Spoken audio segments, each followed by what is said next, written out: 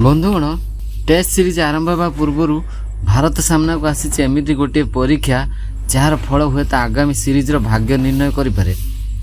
Sri Lanka cricket हठात एमती एक एसएलसी 11 दल घोषणा करिछि जहां देखि अनेक क्रिकेट विशेषज्ञ कहउछन्ति यह केवल वार्म अप नुह, यह होछि भारत पई प्रथम युद्ध। एही दलर एमती बोलर अछन्ति जो माने स्पिन पिच रे बड़ बड़ बैटर को असुविधा पकाइछन्ति। तेबे भारतर स्टार बैटर माने कि यही चैलेंज को पार करि परिबे ना कि श्रीलंका टेस्ट सीरीज पूर्वर भारतर दुर्बलता को समस्त सामना को आनीदेव। यही भिडियोर शेष में मुझे आपन को कहबी से जड़े बोलर विषय जहाँ को भारतीय बैटर माने सबुठार अधिक सावधान रहा पड़ो। से भिडियो को शेष पर्यंत निश्चय देखु। बंधुगण एबे सबुठार बड़ प्रश्न श्रीलंका एसएलसी 11 दल को एते शक्तिशाली कहीं केवल गोटे वार्म अप मैच पई ना यह पछरे रही एक बड़ रणनीति। आ से रणनीति जदि सफल हुए तेबे टेस्ट सीरीज आरंभ पूर्व भारत चापर पड़ पारे। श्रीलंका क्रिकेट एथर केवल युव खेलाड़ी को सुजोग देना बरं एमती खेलाड़ी को चयन करिछि जो माने देशीय क्रिकेट रे निरंतर भल प्रदर्शन करुछन्ति एवं टेस्ट परिस्थिति रे दीर्घ समय धरी बोलिंग करिवार क्षमता रखती। आ सबुठारु बड़ कथा ए दलर अधिनायक सोनाल दिनुसा। काहेकि सोनाल दिनुसा? कारण से केवल जड़े बैटर नुहे, आवश्यक पड़िले उपयोगी स्पिन बोलिंग मध्य करि पारंती। टेस्ट क्रिकेट रे एभली ऑलराउंडर सबु बेले मैच रो गति बदलाई दैथांती। किंतु यह तो केवल आरंभ, कारण एही दलर सबुठारु बड़ शक्ति बैटिंग नुहे बरं यार बोलिंग आक्रमण। आउ एठारु भारतर प्रकृत परीक्षा आरंभ हेबो। जदि आपण गत किछि वर्ष रे श्रीलंकार पिच देखिथिबे तेबे जानिथिबे प्रथम दिन रे बैटिंग सहज लागे, किंतु समय बढ़िबा सहित पिच धीरे धीरे स्पिनर को साहाय्य करबा आरंभ करे। ठीक यही कारणरू एसएलसी 11 ले एमिति बोलर को रखा जायछि जे माने लंबा लंबा स्पेल करी बैटर को धैर्य को भांगी पारंती। एबे भाबंतु जदि भारतर टॉप ऑर्डर एई वार्म अप रे संघर्ष करे तेबे टेस्ट सीरीज पूर्व श्रीलंकार आत्मविश्वास केते बढ़ जिवो। यही कारणरू अनेक पूर्वतन क्रिकेटर कहउछन्ति यह केवल अभ्यास मैच नुहे, यह दुई दलर मानसिक युद्ध। किंतु बंधुगण एबे आसुछि सबुठारु चमकाई देबा तथ्य। एसएलसी 11 ले एमिति जने बोलर अछन्ति जहां को विपक्ष रे देशीय क्रिकेटर अनेक बैटर रन करबाकू संघर्ष करिसन्ति। तेबे से किए आ काहीकि भारतीय बैटरଙ୍କ ପାଇଁ से सबुठारु बड़ विपद होई पारंती। बंधुगण एबे आसुछि एई भिडियोर सबुठारु रोमांचकर अंश, कारण एठारु जणा पड़िबो काहीकि एसएलसी 11 को हालुकारे नेबा पई भारत बड़ भूल होई पारे। सर्वप्रथमे गोटे कथा स्पष्ट कर देउछि, यह एसएलसी 11 दल श्रीलंकार ऑफिशियल टेस्ट प्लेइंग 11 नुहे, किंतु एही दल रे थिबा अनेक खेलाड़ी जातीय दलर द्वार रे अछन्ति। सेथिपई समस्ते निजको प्रमाण करने को 100% देवे। एबे कल्पना करंतु एकपटे सुमन गिल, यशस्वी जयसवाल, केएल राहुल और ऋषभ पंत, आ अन्यपटे एमिति बोलर जो मानक पई यह क्यारियर सबुठारु बड़ सुजोग। एभली मैच रे बोलर माने साधारणतः निजर सर्वोत्तम बोलिंग करती, कारण से माने जानती भारत विपक्ष रे भल प्रदर्शन तांकर भविष्य बदलाई दे पारे। आउ एठारु आरंभ हेबो असल परीक्षा। जदि भारतीय बैटर माने आरंभर स्पिन को भल भाव में पढ़ी पारे नहीं तेबे समस्या बढ़ी पारे, कारण श्रीलंकार पिच रे केवल टर्न नुहे, बाउंस और धैर्य दुईटी मध्य बड़ परीक्षा नहीं थाए। एठारे 20 रु 30 रन करने सहज, किंतु सेही रन को 100 रे परिणत करने होउछि असल चैलेंज।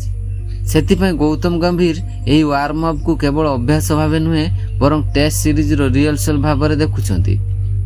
किंतु बंधुगण असल चमक एजाए बाकी अछि, कारण एही मैच रे जणे भारतीय बैटर ऊपर समस्त नजर रहिबो। जदि से सफल हुअंती भारतर आत्मविश्वास 2 गुणा हो जिवो, किंतु जदि से विफल हुअंती टेस्ट सीरीज पूर्व प्रश्न उठिबा आरंभ हो जिवो। सेही खेलाड़ी किए आउ काहेकि समग्र क्रिकेट जगतर नजर तांको उपरे सेही विषय जानिबा आसंतु।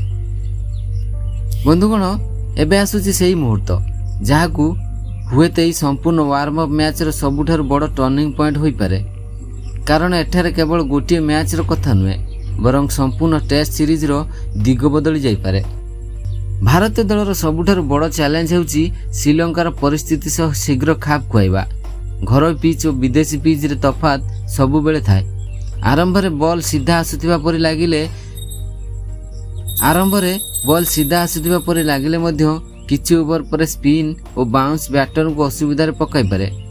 ଏହି କାରଣରୁ ସମସ୍ତଙ୍କ ନଜର ରହିବ ସୁମନ ଗିଲ୍ ଆରମ୍ଭ କିପରି କରନ୍ତି, ୟଶସ୍ୱୀ ଜୟସୱାଲ ସ୍ପିନ୍କୁ କେମିତି ଆକ୍ରମଣ କରନ୍ତି, କେଏଲ୍ ରାହୁଲ ଲମ୍ବା ଇନିଂସ ଖେଳି ପାରନ୍ତି କି, ରିଷଭ ପନ୍ତ ନିଜର ସ୍ୱାଭାବିକ ଆକ୍ରମଣାତ୍ମକ ଖେଳ ଖେଳିବେ ନା ସଂଯମ ଦେଖାଇବେ। ଆଉ ଏଠି ଗୌତମ ଗମ୍ଭୀରଙ୍କ ପ୍ଲାନ୍ ବହୁତ ଗୁରୁତ୍ୱପୂର୍ଣ୍ଣ ହୋଇଯାଏ। ଯଦି ଟପ୍ ଅର୍ଡର 50ରୁ 60 ଓଭର ପର୍ଯ୍ୟନ୍ତ କ୍ରିଜ୍ରେ ଟିକି ରହିପାରେ ତେବେ ଟେଷ୍ଟ ସିରିଜ୍ରେ ଭାରତ ବହୁତ ଶକ୍ତିଶାଳୀ ସ୍ଥିତିରେ ରହିବ। କିନ୍ତୁ ଯଦି ଆରମ୍ଭରୁ ୱିକେଟ୍ ପଡ଼ିବା ଆରମ୍ଭ ହୁଏ ତେବେ ୱାର୍ମ ଅପ୍ ମ୍ୟାଚ୍ ହେଲେ ମଧ୍ୟ ତାହାର ମାନସିକ ପ୍ରଭାବ ଟେଷ୍ଟ ସିରିଜ୍ରେ ପଡ଼ିପାରେ। ଏବେ ଭାବନ୍ତୁ, ଯଦି SLC11 ଭାରତର ଟପ୍ ଅର୍ଡରକୁ 2 ଥର ଶୀଘ୍ର ଆଉଟ୍ କରିଦିଏ ତେବେ ଶ୍ରୀଲଙ୍କାର ମୁଖ୍ୟ ଟେଷ୍ଟ ଦଳ କେତେ ଆତ୍ମବିଶ୍ୱାସ ପାଇବ। ଏହି କାରଣରୁ ଏହି ୱାର୍ମ ଅପ୍ ମ୍ୟାଚ୍କୁ ହାଲୁକାରେ ନେବା ଭୁଲ ହେବ। କିନ୍ତୁ ବନ୍ଧୁଗଣ, ଏବେ ମୁଁ ଆପଣଙ୍କୁ କହିବି ସେହି 5ଟି ବଡ଼ ବ୍ୟାଟଲ ଯାହା ଏହି ମ୍ୟାଚ୍ର ଫଳାଫଳ ବଦଳାଇ ଦେଇପାରେ। ଏହି ବ୍ୟାଟଲ ମଧ୍ୟରୁ ଗୋଟିଏ ବ୍ୟାଟଲ ଏମିତି ଅଛି ଯାହାକୁ ନେଇ କ୍ରିକେଟ ବିଶେଷଜ୍ଞମାନେ ମଧ୍ୟ ବହୁତ ଉତ୍ସାହିତ। ସେଥିପାଇଁ ଭିଡ଼ିଓକୁ ଶେଷ ପର୍ଯ୍ୟନ୍ତ ନିଶ୍ଚୟ ଦେଖନ୍ତୁ। ବନ୍ଧୁଗଣ, ଆପଣ ଯଦି ଏଯାଏଁ ଭିଡ଼ିଓ ଦେଖୁଛନ୍ତି ତେବେ ଏବେ ଆସୁଛି ସବୁଠାରୁ ବଡ଼ ରହସ୍ୟ। କାରଣ ଗୋଟିଏ ଜିନିଷ ଅଛି ଯାହା କୌଣସି ଟିମ୍ର ପ୍ଲାନ୍କୁ କେବଳ କିଛି ଘଣ୍ଟାରେ ବଦଳାଇ ଦେଇପାରେ, ଆଉ ସେଇଟା ହେଉଛି ପିଚ୍। ଭାରତୀୟ ଦଳ ଜାଣିଛି ଯେ ଶ୍ରୀଲଙ୍କାରେ ପ୍ରଥମ ସେସନରେ ବ୍ୟାଟିଂ ଅପେକ୍ଷାକୃତ ସହଜ ଲାଗିପାରେ, କିନ୍ତୁ ମ୍ୟାଚ୍ ଆଗକୁ ବଢ଼ିବା ସହିତ ପିଚ୍ ଧୀର ହୋଇ ସ୍ପିନରମାନଙ୍କୁ ଅଧିକ ସାହାଯ୍ୟ କରିପାରେ। ଏହି କାରଣରୁ ଗୌତମ ଗମ୍ଭୀରଙ୍କ ରଣନୀତି ସ୍ପଷ୍ଟ ହେବ। ଆରମ୍ଭରେ ଅନାବଶ୍ୟକ ସଟ୍ ଖେଳିବା ନୁହେଁ, ଲମ୍ବା ସମୟ କ୍ରିଜ୍ରେ ଟିକି ରହିବା, ସ୍ପିନରଙ୍କୁ ପାଦ ବ୍ୟବହାର କରି ଖେଳିବା ଏବଂ ବୋଲରମାନଙ୍କୁ ମଧ୍ୟ ଲମ୍ବା ସ୍ପେଲ୍ ପାଇଁ ପ୍ରସ୍ତୁତ କରିବା। ତେବେ ଏହି ମ୍ୟାଚ୍ର 5ଟି biggest battle. Battle number 1, Shubman Gill ବନାମ SLC11ର ନୂଆ ବଲ୍ ଆକ୍ରମଣ। ଆରମ୍ଭର ପ୍ରଥମ 10 ଓଭର ହିଁ ନିର୍ଣ୍ଣୟ କରିପାରେ ଭାରତର ଇନିଂସ କେଉଁ ଦିଗକୁ ଯିବ। ବ୍ୟାଟଲ ନମ୍ବର 2, ୟଶସ୍ୱୀ ଜୟସୱାଲ ବନାମ ସ୍ପିନ୍। ସେ ଆକ୍ରମଣ କରିବେ ନା ସଂଯମ ଦେଖାଇବେ। ବ୍ୟାଟଲ ନମ୍ବର 3, ରିଷଭ ପନ୍ତ ବନାମ ଧୈର୍ଯ୍ୟ। ପନ୍ତ ନିଜର ସ୍ୱାଭାବିକ ଆକ୍ରମଣାତ୍ମକ ଖେଳ ଖେଳିବେ ନା ଟେଷ୍ଟ ଶୈଳୀରେ ଲମ୍ବା ଇନିଂସ ଖେଳିବେ। ବ୍ୟାଟଲ ନମ୍ବର 4, ଭାରତୀୟ ସ୍ପିନର ବନାମ SLC11ର ବ୍ୟାଟର।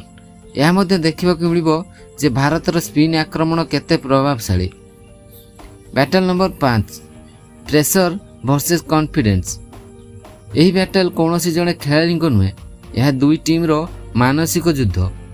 ଯେଉଁ ଦଳ ଏହି ୱାର୍ମ ଅପ୍ରେ ଭଲ ପ୍ରଦର୍ଶନ କରିବ ସେହି ଦଳ ଟେଷ୍ଟ ସିରିଜ୍ରେ ଅଧିକ ଆତ୍ମବିଶ୍ୱାସ ସହ ପ୍ରବେଶ କରିବ।